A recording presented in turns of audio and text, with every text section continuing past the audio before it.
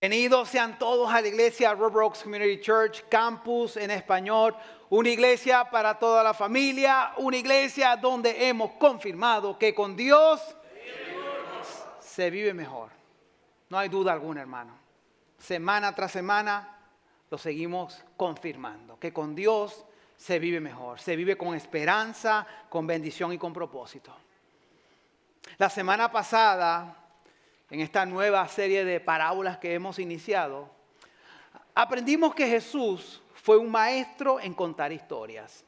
Y la verdad es que 1/3 de las palabras documentadas de Jesús en los evangelios fueron historias que él contó. Y estas historias las conocemos hoy en día como parábolas.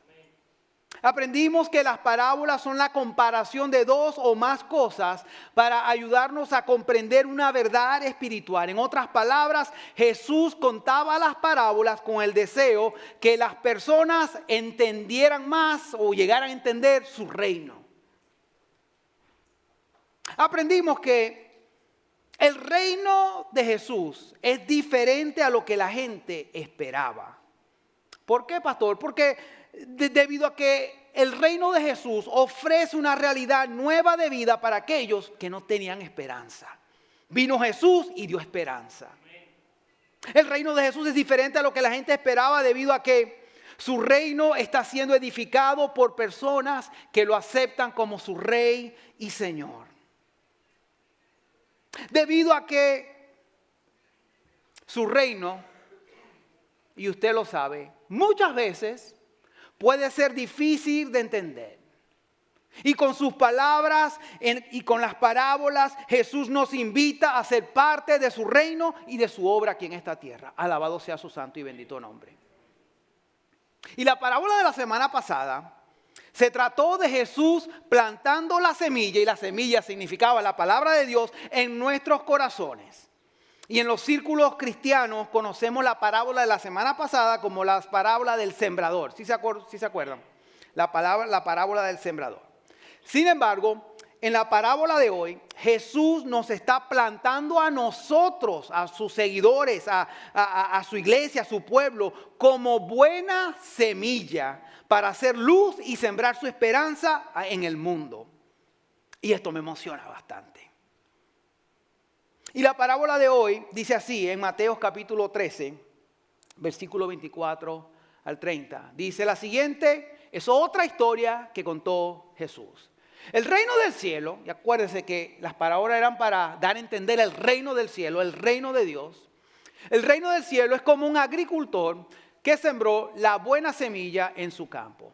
Pero aquella noche, mientras los trabajadores dormían, vino su enemigo, sembró hierbas malas entre el trigo y se escabulló. Cuando el cultivo comenzó a crecer y a producir granos, la maleza también creció. Los empleados del agricultor fueron a hablar con él y le dijeron: Señor, el campo donde usted sembró la buena semilla está lleno ¿de qué? De maleza. ¿De dónde salió?, le están preguntando al agricultor. Eso es obra de un enemigo, exclamó el agricultor. Arrancamos la maleza, están preguntando los trabajadores del agricultor. ¿Arrancamos la maleza? Le preguntaron, ¿y la respuesta cuál fue? No se va a arrancar. Contestó el amo: si lo hacen, también arrancarán el trigo. Dejen que ambas crezcan juntas hasta la cosecha. Entonces le diré a los cosechadores que separen la maleza, la aten en manojos y la quemen, y que pongan el trigo en el granero. Entonces, pastor, ¿cuál es el significado de la parábola? ¿Cuál es el significado de esta parábola? Y gracias a Dios que Jesús volvió a explicar la parábola. No era común, pero sí dio algunas explicaciones. Y la encontramos en Mateo capítulo 13, versículo 36 al 43, que dice: luego Jesús dejó a las multitudes afuera y entró en la casa. Sus discípulos le dijeron: por favor, explícanos la historia de la maleza en el campo, porque quedaron como ¿qué significa? Jesús respondió: el Hijo del Hombre es el agricultor. Y cuando Jesús dice el Hijo del Hombre, se está refiriendo a Él mismo. Era como un apodo para identificarse, porque Él es Dios, para identificarse con la humanidad, con el humano. El Hijo del Hombre es el agricultor que siembra la buena semilla. El campo es ¿qué? El mundo. Y la buena semilla representa a la gente ¿de dónde? Del reino. La maleza representa a las personas que pertenecen al maligno. El enemigo que sembró la maleza, entre el trigo es el ¿quién? El diablo. Entonces, ¿el enemigo quién es? El diablo. La cosecha es el fin del mundo. Y los cosechadores son los ángeles. Tal como se separa la maleza y se quema en el fuego, así será en el fin del mundo. Va a haber separación en el fin del mundo. El Hijo del Hombre enviará a sus ángeles y ellos quitarán del reino todo lo que produzca pecado y a todos aquellos que hagan lo malo. Y no sé si notaron que el reino de Dios ya está aquí. No sé si notaron eso. Se llama, la maleza estaba viviendo dentro del reino de Dios. Y ellos quitarán del reino todo lo que produzca pecado y a todos aquellos que hagan lo malo. Y los ángeles los arrojarán al horno ardiente, donde habrá llanto y rechinar de dientes. Entonces los justos brillarán como el sol en el reino de su Padre. El que tenga oídos para oír, que escuche y entienda. Hermano, y le voy a decir la verdad. Yo no soy tan inteligente como la gente piensa. Y yo leí esta parábola y quería dar una explicación que yo pudiera entender. Y le di. Y Dios me dio una buena respuesta y se las voy a dar ahorita. Para que usted la entienda igual que a mí, porque a mí me cuesta entender muchas cosas. En otras palabras, lo que Jesús estaba diciendo es que las personas que han invitado a Jesús a ser su Señor y Salvador terminan siendo trigo plantado por Dios mismo que produce santidad, buenas obras y que terminan sembrando la esperanza de Jesús en el mundo. En otras palabras, las personas que no reconocen sus pecados y no han puesto su fe en Jesús para perdón de sus pecados, terminan siendo la maleza, representadas en las personas que avanzan la agenda y los propósitos del diablo al vivir una vida entregada al pecado, entregada a lo malo e indiferente a las cosas de Dios. Y lo que eventualmente va a suceder es que la paciencia de Dios se va a acabar. ¿Y qué? ¿La paciencia de Dios se va a acabar? Sí, se va a acabar. Un Dios infinito, todopoderoso, pero su paciencia se va a acabar. Porque Dios mandará a sus cosechadores a recoger sus cosechas, a separar la maleza del trigo para quemar la maleza. Dios limpiará el campo de todo lo malo. Y todos aquellos que no aceptaron la invitación de amor y perdón de Jesús en el tiempo de gracia presente que va a tener un fin. Porque cuando habla del fin del mundo realmente no está hablando que este mundo se va a acabar, está hablando del fin de un tiempo de Dios. Después que Él cumpla sus propósitos en ese tiempo. Y serán arrojados a sufrir conscientemente en el infierno por la eternidad. Y yo diría que estas son muy malas noticias. Peor que cualquier noticia que usted escuche en el noticiero.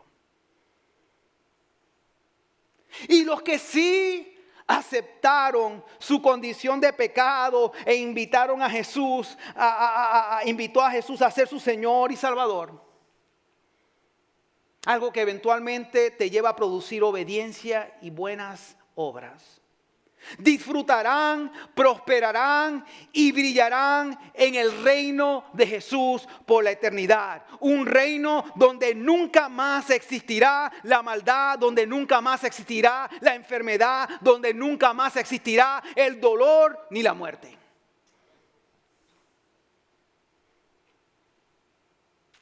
Y no les voy a negar, eso me emociona. Eso me emociona y es por eso que hoy yo decido vivir para las cosas del reino de Jesucristo y oro para que tú también lo hagas. Entonces, River Oaks, el que tenga oídos para oír, que escuche y entienda.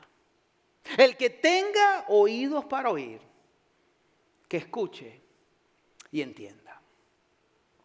Y la pregunta es, más que muchas buenas preguntas, que a dónde me mudo, no, qué universidad voy o no, a qué escuela voy, dónde acepto el trabajo, aquí o allá, que sea a la derecha, que sea a la izquierda. Esta pregunta es clave para tu eternidad. ¿Eres trigo o eres maleza? ¿Eres trigo o eres maleza? Jesús dijo en Juan capítulo 8, versículo 42 al 47, lo siguiente. Jesús les dijo, si Dios fuera su Padre, ¿ustedes qué? Me amarían. Ustedes son los hijos de Dios, aman a Jesús. Porque he venido a ustedes de parte de Dios. No estoy aquí por mi propia cuenta, sino que Él me envió, Dios Padre me envió. ¿Por qué no pueden entender lo que les digo? Pregunta Jesús. Es porque ni siquiera toleran oírme. Pues ustedes son hijos de su padre, el diablo. Y les encanta hacer las cosas malvadas que el diablo hace. Él ha sido asesino desde el principio y siempre ha odiado la verdad. Porque en él no hay verdad. Cuando miente, actúa de acuerdo con su naturaleza, porque el diablo es mentiroso y el padre de la mentira. Por eso es natural que no me crean cuando les digo la verdad. ¿Quién de ustedes puede, con toda sinceridad, acusarme de pecado? Y si les digo la verdad, ¿por qué entonces no me creen? Y miren aquí, clave. Los que pertenecen a Dios, ¿qué hacen? Escuchan cómo. Con gusto las palabras de Dios. Pero ustedes no las escuchan porque no pertenecen a Dios. Y 1 Juan capítulo 3, versículo 7 al 10 nos dice, queridos hijos, este es el apóstol Juan, no dejen que nadie los engañe acerca de lo siguiente, porque hay gente que los va a querer engañar. Cuando una persona hace lo correcto, demuestra que es ¿qué? Que es justa. Cuando hace ¿qué? Lo correcto. No lo que sentía, no lo que pensaba que era mejor, sino lo correcto. ¿Y lo correcto dónde se encuentra? En la palabra de Dios. Así como Cristo es justo. Sin embargo, cuando alguien sigue pecando, el detalle aquí no es tanto que peques, porque todos somos pecadores, sino que sigamos pecando, demuestra que pertenece al diablo, el cual peca desde el principio. Pero el Hijo de Dios vino para destruir las obras del diablo. En otras palabras, si usted lee en la Biblia, Dios nos ha hecho libres de la esclavitud al pecado. Y ahora somos libres para obedecer su palabra a través del poder del Espíritu Santo. Los que han nacido en la familia de Dios no se caracterizan por practicar el pecado. Está poderoso ahí. Porque la vida de Dios está en ellos, así que no pueden seguir pecando porque son hijos de Dios. Por lo tanto, podemos identificar quiénes son hijos de Dios y quiénes son hijos de ¿quién? Del diablo. Todo el que no se conduce con rectitud y no ama a los creyentes, a su iglesia, no pertenece a Dios. Y Jesús no pudo haber sido más claro cuando dice en Juan capítulo 14, versículo 15 lo siguiente. Jesús hablando. Si me aman, tú dices que me amas, tú dices que me amas, tú dices que me amas. Bueno, vamos a ver. Obedezcan ¿qué? Mis mandamientos. Y la pregunta sigue siendo, ¿eres trigo o eres maleza? ¿Eres trigo o eres maleza? Iglesia, la maleza no ama ni tolera a Dios, no ama ni tolera a su iglesia. Pero el trigo ama a Dios, lo busca y ama a su iglesia. La maleza ama el pecado, ama el continuar pecando, ama la maldad, ama la mentira. Pero el trigo ama la santidad. El trigo ama la justicia y la verdad. La maleza se entrega al pecado. El trigo cuando peca se arrepiente, confiesa, recibe el perdón de Dios, se aleja de tentaciones y vive para Dios. La maleza busca el poder y la aprobación del mundo. Pero el trigo busca la aprobación de Dios y busca el poder y la guía del Espíritu Santo. La maleza no tolera ni escucha la palabra de Dios. El trigo ama su palabra y procura obedecerla. Busca obedecerla. Es su mayor deseo obedecer la palabra de Dios. Y la pregunta es, ¿eres trigo o eres maleza? Porque el que tenga oídos para oír, que escuche y entienda. Y hoy quiero terminar sugiriendo dos formas, y estas formas las he llamado un nombre muy especial, dos formas puro poder, de responder a esta muy buena pregunta. Número 1, invita a Jesús a ser el Señor y Salvador de tu vida. Invita a Jesús a ser el Señor y Salvador de tu vida. La mejor y más importante decisión de toda tu vida, y la eternidad lo va a confirmar. El apóstol Juan afirma en 1 Juan capítulo 1 versículo 9 lo siguiente: pero si confesamos nuestros pecados, ¿a quién? A Dios. Él es fiel y Él es justo para perdonarnos nuestros pecados y limpiarnos de toda maldad. Y Pablo en Romanos capítulo 10 versículo 13 dice: pues todo el que ¿qué? El que invoque, el que llama con desesperación el nombre del Señor será ¿qué? Salvo. Si has vivido como maleza, te dice: pastor, la verdad es que sí he sido maleza. He vivido indiferente a las cosas de Dios. He vivido sin obedecer ni procurar obedecer la palabra de Dios. Incluso he vivido sin reconocer que soy un pecador porque siento que soy buena gente. Y te consideras maleza o eres maleza. Te tengo buenas noticias. Te tengo muy buenas noticias. Jesús te ama y Él desea tener una relación personal y eterna contigo. Pero Jesús te ama. Y por eso te invito a que invites a Jesús a ser el Señor y Salvador de tu vida. Jesús es un caballero. Él no se muda en tu casa. Él quiere que tú lo invites a tu casa. Muchos de ustedes conocen mi testimonio, pero yo acepté a Jesús a mis 13 años. Y muchos de ustedes saben que fue en Maracay, en Venezuela, en el estado de Maracay. Y yo lo hice por miedo, por conveniencia, porque mi papá ese día se fue a trabajar, se fue a un viaje de negocio y mamá nos leyó la Biblia.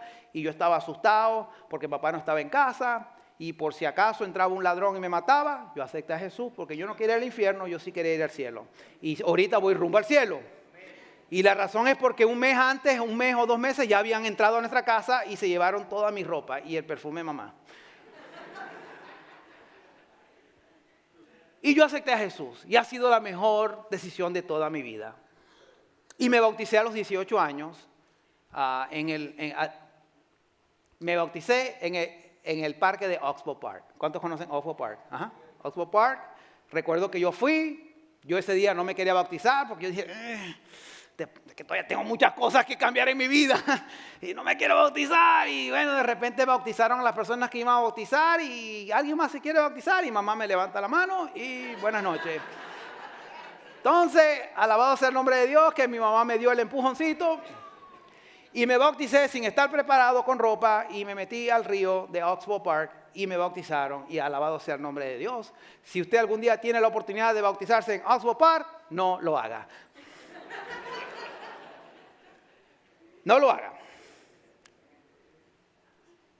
Pero la buena noticia es que sí van a haber bautizos este jueves aquí en la iglesia, con agua limpia y calientica.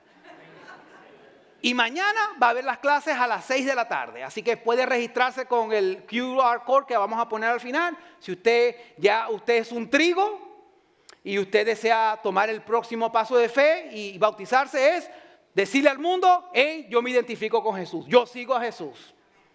Así que le invito a que tome ese próximo paso de fe. Mañana a las 6 la clase en la cafetería pequeña, y este jueves todos los campuses, todo el de Elkhart, el de Goshen y nosotros vamos a estar aquí adorando el nombre de Dios, bautizando a varias personas, y después vamos a compartir juntos dulces. Vamos a compartir dulces.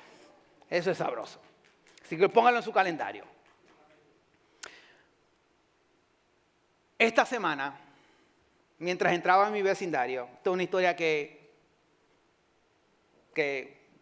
me trajo miedo a mi vida. Yo en verdad le voy a decir, yo no celebro Halloween. Ahora, yo no me creo mejor de la gente que lo celebra, para nada, pero no es lo mejor de Dios para mi vida. Ni yo ni mi familia. Pero entrando a mi vecindario, uno de mis vecinos sí celebra el Halloween en gran manera, hermano. Usted va y ve esa casa y está Halloween. Y después de haber buscado a mi hija, íbamos entrando y es la primera casa a mi izquierda, puso un maniquí grandísimo con una máscara blanca y viene y me dice mi hija, papá, mira, ahí está Michael Myers. No sé si conocen a Michael Myers. Ahorita les voy a decir quién es Michael Myers. Y mi hija me dice, papá, mira, ese es Michael Myers y él asesina a jóvenes. Él es un asesino en serie de adolescentes, de la película Halloween. Y sí, dicho y hecho, fui a la casa, llegué, busqué Google, Michael Myers, sí, asesino en serie, por más de 20 años estaba asesinando jóvenes en las películas de Halloween. Okay, no crea que es por ahí, es la película de Halloween. Y bueno, ellos pusieron Michael Myers, es altísimo ese hombre, ahí de la estatua esa que pusieron. Y bueno, no le paré mucho, pero después, el día siguiente, ese día fui a trotar tempranísimo en la mañana, era oscuro, y estoy trotando yo tranquilamente, y de repente voy por la casa de mi vecino y veo a Michael Myers, mirándome, con una careta blanca, ahí parado al frente del vecino mirándome así. Y no les voy a mentir, sí me dio un poquito de miedo. Sí me dio un poquito de miedo y me puse a orar de nuevamente. Yo sé que yo soy salvo, pero Señor, por si acaso, perdona mi pecado. Si ese Michael Myers decide atacarme, yo le voy a dar con todo, pero si él gana, Señor, yo sé que mi eternidad está en tus manos. ¿Verdad? Entonces, y no le niego, sentí la paz de Dios y seguí trotando. Y esta mañana que troté, ya no pasé por la casa de mi vecino. Terminé antes. Entonces, lo que quiero con esto es que usted piense que todos vamos a pasar la eternidad en algún lugar. Pues me dio miedo de morir, pero después, Señor, tú tienes mi eternidad en tus manos. ¿Ha pensado usted que todos vamos a pasar la eternidad en algún lugar? Y por eso es que si todavía no has puesto tu fe en Jesús, invita a Jesús a ser el Señor y Salvador de tu vida. Y será la mejor decisión de toda tu vida porque la eternidad lo va a confirmar. Y mi segunda y última sugerencia, puro poder, es vive tu fe. ¿Es qué? Vive tu fe. Si te consideras un seguidor de Jesús, tú eres trigo. Tu trabajo no es arrancar la maleza, porque muchas veces nosotros cuando ya tenemos 5 años en el Evangelio queremos estar arrancando maleza. Y ese no es tu trabajo. Ni recoger la cosecha. El que cambia los corazones es Jesús. Ahora Dios te usa a ti para invitar, para hablar palabras, pero a fin de cuentas el que hace la obra es el Espíritu Santo. Así que tu trabajo no es arrancar la maleza ni recoger la cosecha. Dios se va a encargar en su debido tiempo, pero sí es vivir la fe. Ese es nuestro trabajo, es nuestra responsabilidad, vivir la fe. El escritor de Hebreos afirma en Hebreos capítulo 11, versículo 6 lo siguiente. De hecho, sin fe es ¿qué? Imposible agradar a Dios. Todo el que desea acercarse a Dios debe creer que Él existe y que Él ¿qué? Recompensa a los que lo buscan con sinceridad. Y Santiago, el medio hermano de Jesús, afirma lo siguiente en el capítulo 2, versículos 17 al 18. Como pueden ver, la fe por sí sola no es suficiente. En otras palabras, que usted diga, no, yo tengo fe. Con solo decirlo no es suficiente. A menos que produzca ¿qué? Buenas acciones. Está muerta y es inútil. Sin acciones, está muerta y inútil. Ahora bien, alguien podría argumentar, porque lo han hecho. Algunas personas tienen fe, otras buenas acciones. Pero Santiago nos dice, ¿cómo me mostrarás tú tu fe si no haces buenas acciones? Y dice Santiago, yo le mostraré mi fe. ¿Cómo?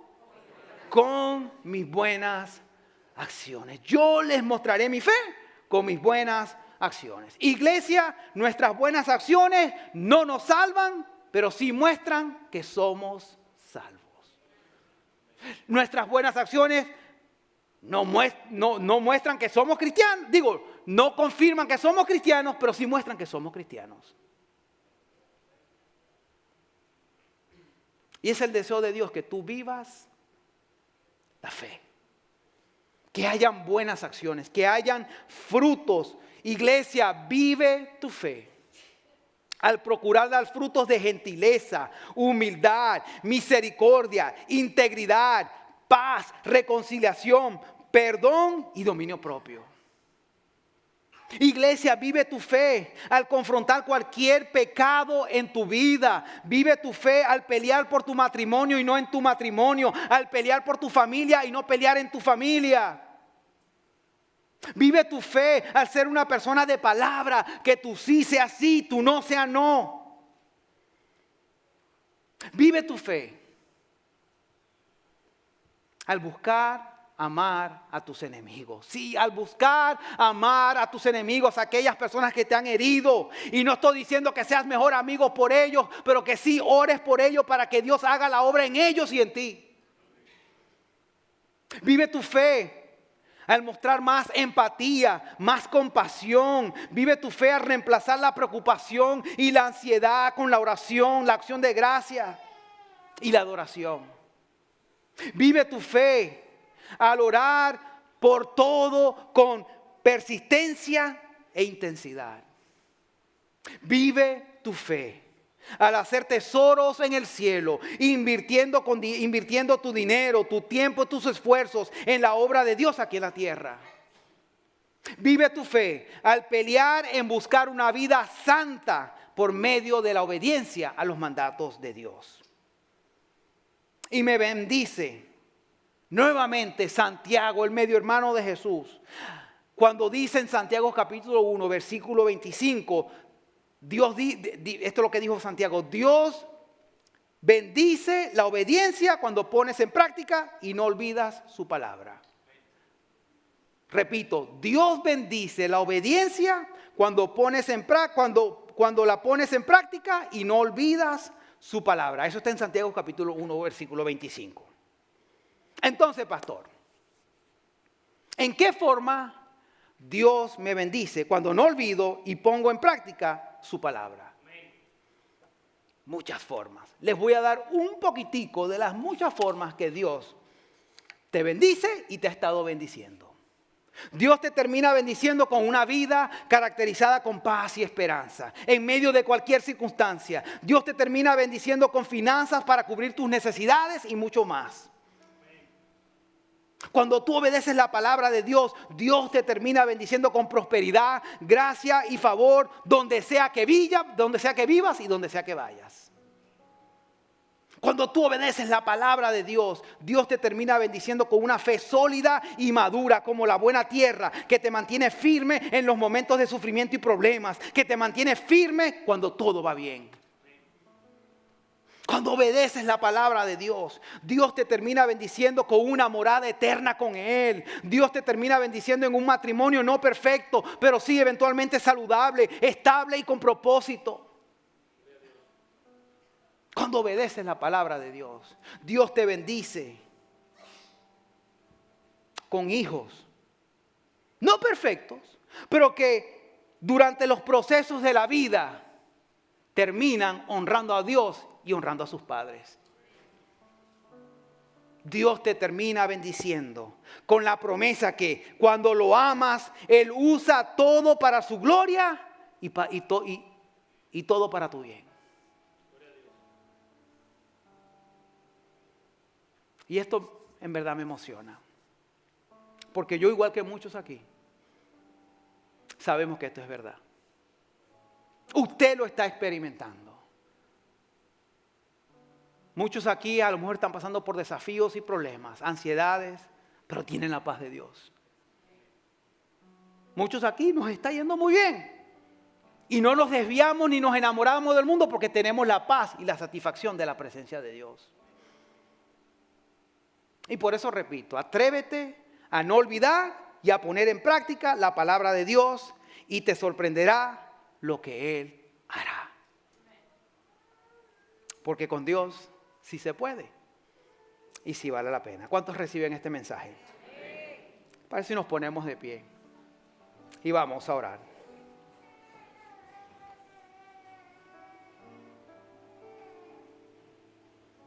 Amado Padre Celestial, gracias por tus palabras de esperanza, gracias por tus palabras de amor, gracias por tus palabras de verdad. Hoy oramos al Padre, dirigido por el Espíritu Santo y en el nombre de Jesús. Oro para que nos des oídos para oír. Oro para que podamos escuchar la palabra de Dios, entender la palabra de Dios y vivir la palabra de Dios. Porque algo que hemos confirmado es que con Dios sí se puede y sí vale la pena. Oro para que nos ayudes a hacer el trigo y no la mala hierba en este mundo. Que seamos trigo en este mundo. Oro para que reconozcamos nuestros pecados. Oro para que nos arrepintamos, confesemos y recibamos el perdón de Dios. Recibamos la paz de Dios. Recibamos los propósitos de Dios. En esta tarde te invitamos a ser el Señor y Salvador de nuestras vidas. Te pedimos que tú nos des las fuerzas y la voluntad de vivir nuestra fe diariamente. En nuestros lugares de trabajo, en nuestros hogares, en nuestros vecindarios, en nuestra iglesia, a donde sea que vayamos, que vivamos la fe diariamente. Que tu nombre sea glorificado y tu iglesia edificada. En el nombre de Jesús oramos. Y la iglesia dice, amén y amén. Un aplauso.